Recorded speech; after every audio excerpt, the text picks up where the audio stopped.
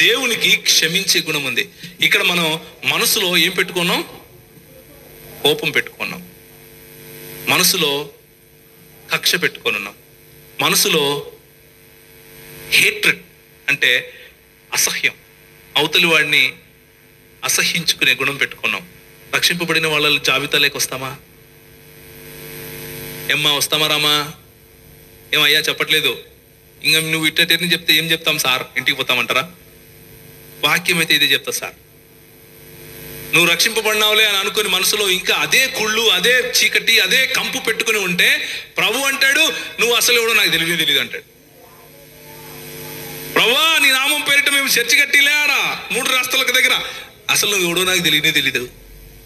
ప్రభువా పైన సిలువ పెట్టినాం, స్టార్ కూడా పెట్టినాం, నువ్వు ఎవడో నాకు తెలియదు. ప్రభువా నా కొడుకు పేరు పెట్టిన ఎడ్వర్డ్ అని, నువ్వెవరో నాకు తెలియదు. ప్రభువా మా నాయన పేరు ఏలియా, మర్చిపోయినావా, నువ్వెవరో నాకు తెలియదు. అర్థమవుతుందా? మన హృదయంలో చీకటి కంపు పెట్టుకుని మనం ప్రభు దగ్గరికి వచ్చి నేను రక్షింపడ్డాను అంటే సంకలు గుద్దుకుంటే ఏమీ రాదు, కంపు తప్ప.